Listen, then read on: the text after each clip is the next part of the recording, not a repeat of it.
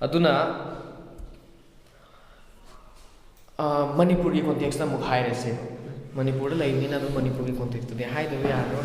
Manipur ki samna huzik lagado re election na 2019 da all India ki election ni Lok Sabha ki election ni tawdori se sigi election sida Facebook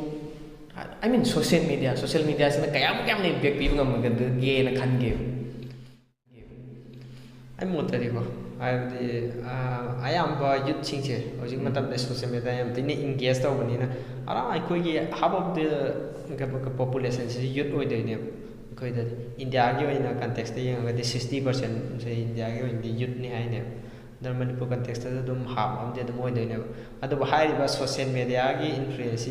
yam kan na de Manipur da su lai ga da budi man de Manipur gi myam se dum hai ta re ai một cái này khăn lẹp ai đi ground reality đó đúng không phải tại ngay cái ground đó nó cái gì cũng ta được cái đó social media đó nó tra cái media đó khăn tăng advertise đó cái nó flash đó cái đó itu cái pot tu ya rồi tra cái này khăn lẹp ai một tại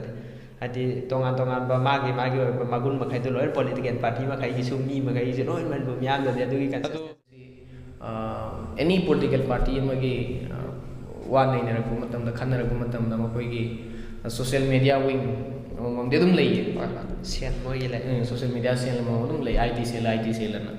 congress ki so IT sel ram bi ai ai exactly khang de BJP ki so IT sel ram bi ai lei na di hai nei do hai ri ba sing sina miam da kyam na influence to ngam ka da ge ba Manipur ki kai no si ki wai adum something khara de adum taw ne khale adu hai ri sina loi nai khoi influence taw ne ga di am tin lan ne Hadi Manipur ki miyam si social media na tra media da advertise tawri khakta tawri ba sing du khakta na influence tawra kanda bhota than ga ne ga diam tin lan ne okay Manipur context ni ngasai ki koi ki sagai ki oi ba ba lai ri ne ba ko adagi paisa ki oi influence lai ki ni influence me am tin la ga ne ba communalism ki oi influence la ga ni du ideology ki oi influence me am la ga ne ba samna hoji India da tawri India ki mainland India da tawri si di kari no hai matam da hoji ai koina sum ubu phang ba di media ki kuthang de koina ta phang ba si kari no kanda education ki matang da wari sa roi development ki matang da wari sa roi unemployment ki matang da wari sa roi adi vikas matlab development hai development si ki matang da kari ko mo wari sa roi koina wari sa ga da dharma ki matang da Ram Mandir ki matang da Tegi Babri Masjid ki matang da na koi gi na aduni koi gi na adani to spana sum tawraga adi mi sing se kamai to ke da ataw ko da ngau hal laga basan baji tawraga sum taw gadra na khalam buduna handak ki kitang hong mama la krisna kamai na hai kan da koi gi state manga gi election handak taw ki da state manga gi election sida matu gi kan heta re politician ma khai gi pepa taw si ya da gi mami am ta hi gum taw we miyam khirak pagi sigi akhi ba poching Manipur da su la ka do man bra atu Manipur da de la ka di ga tha sa de ai koi si issue based da bo tha tha ba sai Manipur da kya to gan de hai tar ai koi na hai ri ba India ki electoral politics se si da mo ka 100% trusted oi ba hai so mo ko oi de ba miyam atu Manipur da kari gum ba issue based da kana gum bo tha ta gen khan tar ga di ma se karam ba issue da focus to do is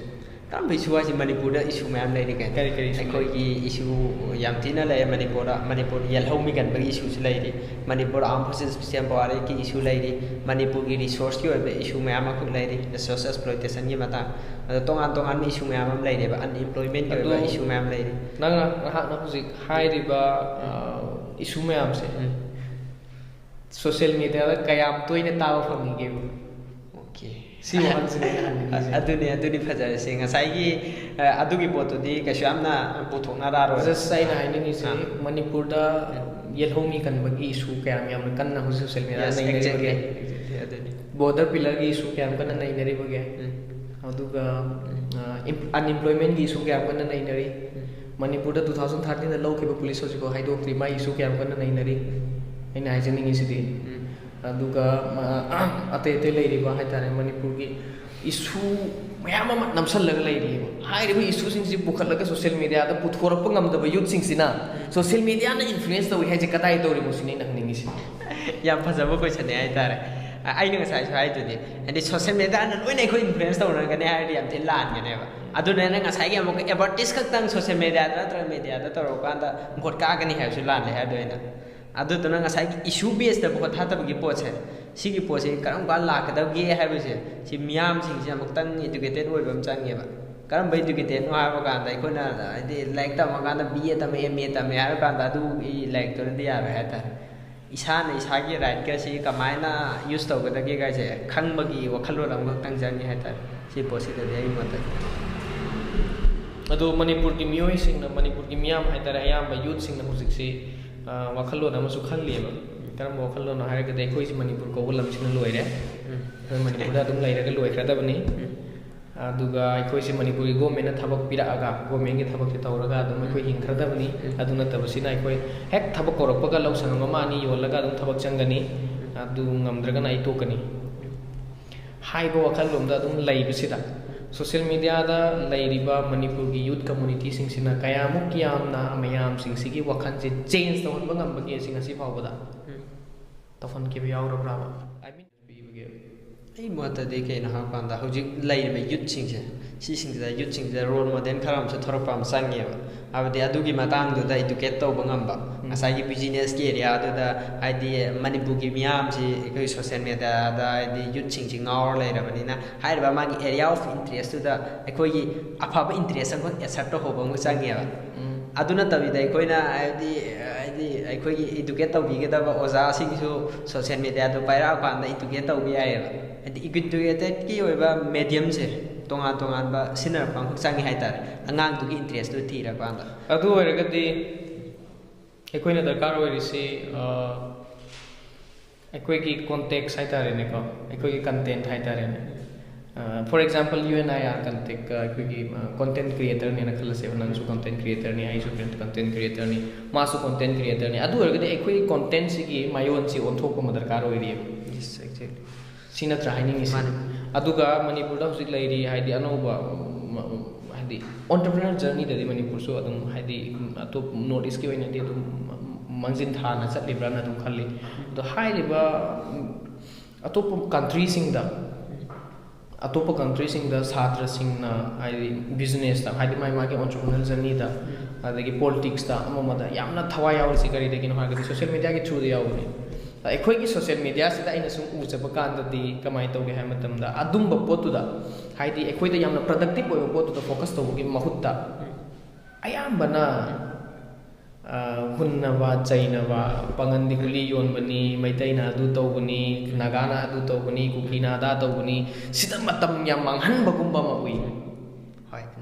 ꯍꯥꯏꯗꯤ ꯑꯍꯤꯡ ꯇꯨꯝꯗꯕꯗ ꯋꯥꯊꯤ ꯇꯧꯅꯔꯒꯀꯣ ꯁꯤꯁꯤꯅ ꯀꯔꯤꯅꯦꯅ ꯈꯜꯂꯤ ꯃꯁꯤ ꯍꯥꯏꯗꯤ ꯁꯤ ꯑꯩꯈꯣꯏꯅ ꯑꯗꯨꯛ ꯌꯥꯝꯅ ꯑꯩꯈꯣꯏꯗ ꯏꯅꯔꯖꯤꯗꯤ ꯂꯩꯌꯦꯕ ꯏꯅꯔꯖꯤ ꯂꯩꯌꯦꯗꯤ ꯑꯩꯈꯣꯏ ꯀꯩꯁꯨ ꯅꯠꯇꯕ ꯋꯥꯐꯝ ꯑꯃꯒꯤꯗꯃꯛꯇ ꯑꯍꯤꯡ ꯇꯨꯝꯗꯕ ꯉꯝꯃꯦꯕ ꯁꯝꯅ ꯍꯥꯏꯔꯕꯗ ꯃꯗꯨꯒꯤ ꯀꯃꯦꯟꯇ ꯍꯨꯟꯅꯔꯤꯉꯩ ꯀꯥꯟꯗ ꯈꯠꯅꯔꯤꯉꯩ ꯀꯥꯟꯗ ꯑꯍꯤꯡ ꯇꯨꯝꯗꯕꯗꯤ ꯉꯝꯃꯦꯕ ꯍꯥꯏꯔꯤꯕ ꯑꯩꯅ ꯑꯗꯨꯒꯤ ꯑꯍꯤꯡ ꯇꯨꯝꯗꯕ ꯉꯝꯕꯒꯤ ꯏꯁꯄꯤꯔꯤꯠꯇꯨ ꯃꯅꯤꯄꯨꯔ ꯆꯥꯎꯈꯠꯄꯒꯤ ꯃꯅꯤꯄꯨꯔꯕꯨ ꯅꯥꯀꯜ ꯑꯃꯗ ꯄꯨꯔꯒ ꯆꯠꯄꯒꯤ ꯃꯅꯤꯄꯨꯔꯒꯤ ꯂꯩꯃꯤꯟꯅꯔꯤꯕ ꯏꯆꯤꯟ ꯏꯅꯥꯎ ꯃꯈꯩꯁꯤ ꯑꯩꯈꯣꯏꯁꯤ ꯁꯣꯏꯔꯦꯀꯣ ꯑꯩꯈꯣꯏꯒꯤ ꯋꯥꯈꯜꯂꯣꯟꯁꯤ ꯁꯣꯏꯔꯦ ꯑꯩꯈꯣꯏꯁꯤ ꯁꯨꯃꯥꯏꯅ ꯇꯧꯒꯗꯕꯅꯤ ꯁꯤꯒꯤ ꯃꯌꯥꯝꯁꯤꯒꯤ ꯄꯣꯠ ꯑꯃ ꯍꯥꯞꯆꯤꯜꯂꯛꯅꯅꯕꯒꯤ ꯀꯔꯤ ꯍꯥꯏꯇꯥꯔꯦ ꯃꯌꯣꯟꯗꯨ ꯈꯛꯇꯪ ꯆꯨꯝꯊꯣꯛꯄ ꯗꯔꯀꯥꯔ ꯑꯣꯏ ꯁꯝꯅ ꯑꯩꯈꯣꯏꯁꯤ ꯆꯠꯅꯅꯕꯒꯤ ꯄꯥꯡꯒꯜꯗꯤ ꯂꯩꯔꯦ ꯑꯗꯨꯒ ꯆꯠꯂꯤꯕ ꯂꯝꯕꯤꯗꯨ ꯂꯥꯟꯕ ꯈꯛꯇꯅꯦꯅ ꯑꯩ ꯈꯜꯂꯦ ꯑꯗꯨꯒ ꯉꯁꯥꯏꯒꯤ ꯑꯩꯗꯤ ꯑꯗꯨꯒꯤ ꯄꯣꯠꯁꯤꯗ ꯀꯩꯅꯣ ꯑꯩꯅ ꯌꯦꯡꯉꯛꯄ ꯄꯣꯠ ꯑꯃꯈꯛ ꯂꯩꯌꯦꯕ ꯑꯩꯅ ꯎꯖꯕ ꯄꯣꯠ ꯑꯃꯈꯛꯇ ꯑꯩꯈꯣꯏꯒꯤ ꯂꯩꯔꯤꯕ ꯁꯤꯁꯇꯦꯝꯁꯦ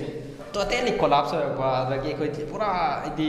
ꯐꯟꯇꯨꯒꯤ ꯁꯤꯁꯇꯦꯝ ꯑꯃ ꯑꯣꯏꯔꯛꯄꯁꯦ ꯍꯥꯏꯔꯤꯕ ꯁꯤꯁꯇꯦꯝꯁꯤꯅ ꯃꯔꯝ ꯑꯣꯏꯔꯀꯥꯟꯗ ꯃꯤꯌꯥꯝꯁꯦ ꯁꯤꯁꯤꯗ ꯍꯥꯏꯗꯤ ꯁꯥꯎꯅꯤꯡꯕ ꯂꯩꯔꯤꯕ ꯁꯤꯁꯇꯦꯝꯗꯨꯗ ꯑꯗꯨꯒ ꯃꯥꯁꯤ ꯐ꯭ꯔꯛꯆꯔꯦꯁꯟ ꯆꯥꯕꯒꯤ ꯄꯣꯠ ꯑꯃꯈꯛ ꯂꯩꯌꯦꯕ ꯍꯥꯏꯔꯤꯕ ꯐ꯭ꯔꯛꯆꯔꯦꯁꯟꯗꯨ ꯃꯥꯒꯤ ꯅꯥꯟꯊꯣꯛꯅꯕ ꯍꯣꯠꯅꯔꯛꯄ ꯃꯇꯝꯗ ꯑꯩꯈꯣꯏ ꯃꯁꯦꯟ ꯄꯉꯥꯡꯗ ꯉꯥꯡꯉꯕ ꯑꯩꯈꯣꯏ ꯃꯁꯦꯟ ꯄꯪꯍꯨꯟꯗ ꯍꯨꯟꯅꯕ ꯑꯗꯒꯤ ꯅꯣꯀ꯭ꯔꯦꯝ ꯐꯀ꯭ꯔꯦꯝ ꯈꯔ ꯋꯥꯊꯤ ꯈꯔ ꯇꯧꯔꯒ ꯅꯨꯡꯉꯥꯏꯖꯕꯒꯤ ꯄꯣꯠꯂꯣꯝꯗꯒ ꯈꯤꯇꯪ ꯗꯤꯁꯇ꯭ꯔꯦꯛ ꯇꯧꯕ ꯌꯥꯅ ꯑꯦꯔꯤꯌꯥ ꯊꯤꯕ꯭ꯔꯥ ꯀꯥꯏꯅ ꯑꯩꯗꯤ ꯈꯜꯂꯦꯕ ꯁꯨꯝ ꯆꯨꯝꯃꯦ ꯑꯗꯨ ꯇꯧꯋꯦ ꯑꯗꯣ ꯑꯩꯅ ꯁꯨꯝ ꯈꯟꯖꯕ ꯋꯥꯈꯜꯂꯣꯟꯗꯗꯤ ꯑꯩꯈꯣꯏꯅ ꯐ꯭ꯔꯁꯇ꯭ꯔꯦꯁꯟ ꯑꯃꯗꯒꯤ ꯅꯥꯟꯊꯣꯛꯅꯅꯕ ꯍꯣꯠꯅꯕꯗ ꯐ꯭ꯔꯁꯇ꯭ꯔꯦꯁꯟ ꯑꯃꯗ ꯆꯪꯉꯦꯕ ꯐꯣꯔ ꯑꯦꯛꯖꯥꯝꯄꯜ ꯑꯩꯅ ꯍꯦꯇ꯭ꯔꯦꯠ ꯑꯃꯗꯒꯤ ꯅꯥꯟꯊꯣꯛꯅꯕ ꯍꯣꯠꯅꯕꯗ ꯍꯦꯇ꯭ꯔꯦꯠ ꯑꯃꯗ ꯆꯪꯁꯜꯂꯦꯕ ꯀꯛꯉꯥꯎꯅꯔꯕ ꯃꯤꯌꯥꯝ ꯍꯥꯏꯁꯦ ꯍꯣꯏ ꯑꯗꯨꯅ ꯁꯤꯗꯤ ꯑꯩꯈꯣꯏ ꯃꯩꯇꯩꯂꯣꯟꯗ ꯍꯥꯏꯔꯒꯗꯤ ꯀꯔꯤ ꯍꯥꯏꯒꯦꯗ ꯂꯦꯝꯂꯩ ꯉꯥꯅ ꯈꯥꯡꯗꯒꯤ ꯆꯣꯡꯊꯔꯒ ꯃꯩꯅꯨꯡꯗ ꯇꯥꯁꯜꯂꯦ ꯍꯥꯏꯕ ꯇꯥꯔꯦ ꯃꯁꯤ ꯑꯗꯨꯅ ꯑꯩꯈꯣꯏꯁꯤ ꯁꯝꯅ ꯑꯩꯈꯣꯏ